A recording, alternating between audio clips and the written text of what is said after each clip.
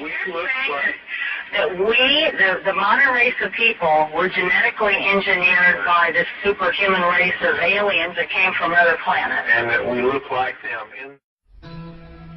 This idea has been reflected and espoused by numerous others in recent years, including the eminent archaeologist and researcher Zecharia Sitchin, author of the best-selling series of books on the subject, The Earth Chronicles. Mr. Sitchin explains.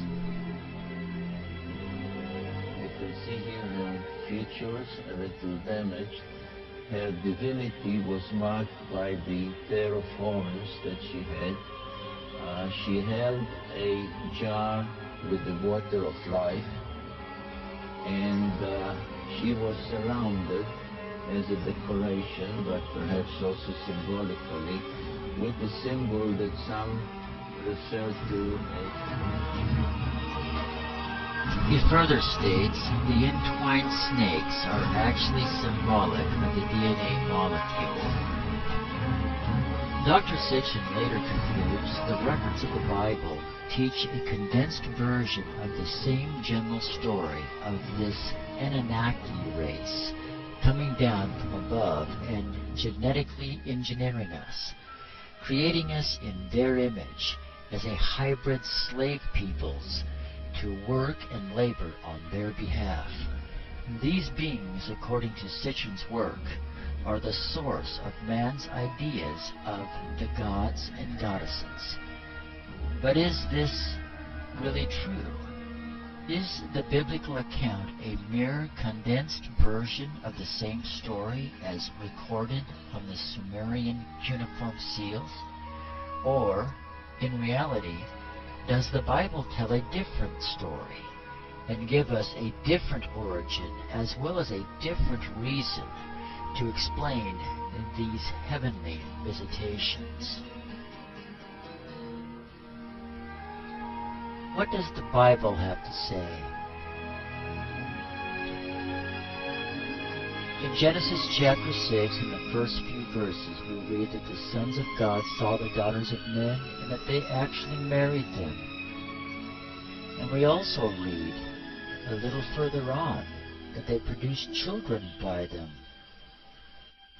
This sentiment is reflected in all the major mythos of ancient cultures. The Bible not only describes this intermarrying of the angelic race with the human race, but also suggests these fallen angels taught their wives the magic arts forbidden by God, and yet today these very arts receive a huge resurgence of interest on a worldwide scale. And I do not think this is by mere accident.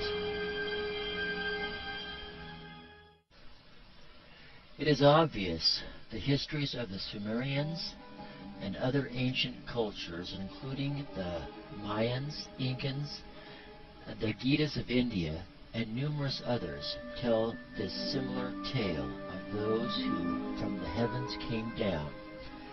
However, only the Bible deems these beings to be sons of God, or literally, fallen angels, while all other cultures paint them in the light they most desperately desire, the role of God Himself. So perhaps these ancient records and modern-day UFO experiences do not really reflect those of aliens from faraway worlds, but rather, perhaps, they serve more as proofs of the angelic race. Jesus said in the Gospels that a man would leave his father and mother and cleave to his wife, and they being two would become one flesh.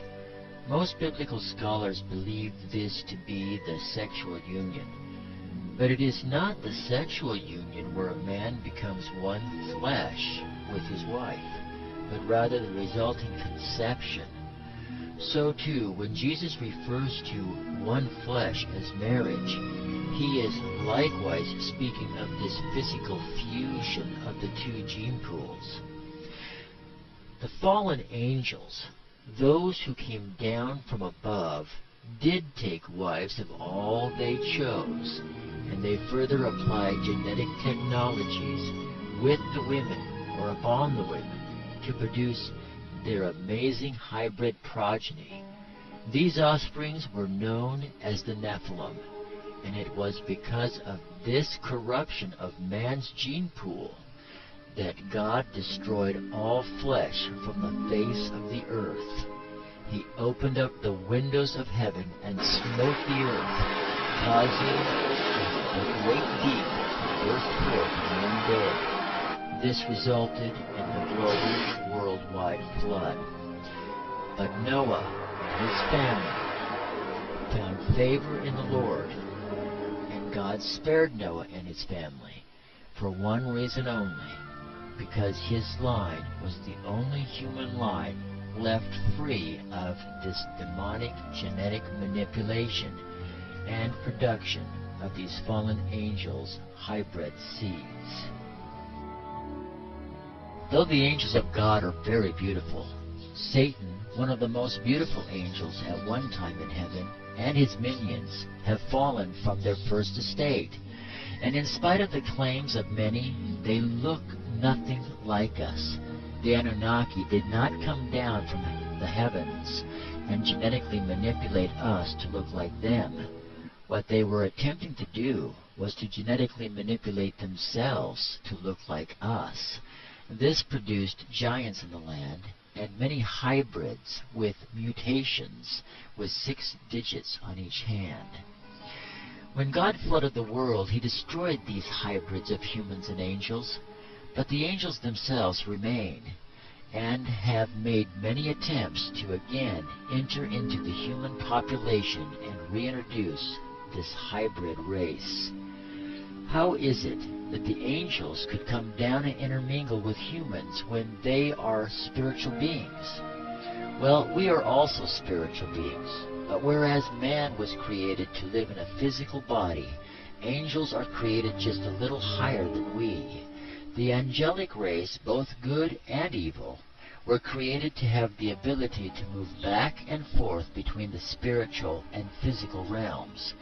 They can transform themselves into any appearance they desire and become physical or non-physical at will.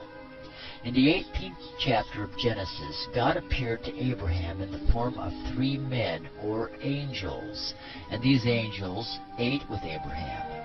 God's angels appeared many, many times throughout human history to people, and they were physical when they appeared. The book of Hebrews tells us a great many things about the general nature of angels.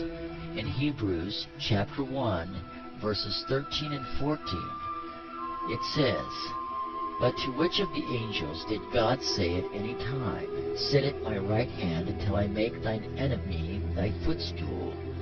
Are they not all ministering spirits sent forth to minister for them who shall be heirs of salvation?" This passage gives us the reason why angels can become physical. They were created to be messengers, ministers, and literally go-betweens of the physical and spiritual planes of reality. Later on in Hebrews, we are also told to keep kindness towards strangers and be generous to strangers, for some have thereby entertained angels unawares. While many think these are wormholes for beings to travel the vast distance of space from their world to ours, what we are actually witnessing is the opening of the chimney, or literally the windows of heaven, as recorded in Isaiah chapter 24. Then God declares the ends of these demonic angelic beings, as well as the royal bloodlines that worshipped and served them from the very beginning, and who helped these beings deceive the entire world through science, falsely so-called, and the pharmacy arts. These beings are indeed with us, and have been since the fall in the garden. They are all around us, in the air, and usually beyond mortal sight and sound. They are a vast network of wicked spiritual beings on the verge of revealing themselves to the whole of humanity for the purpose of complete and total spiritual deception. These beings are very, very real, and every now and then we get a glimpse alerting us of their presence.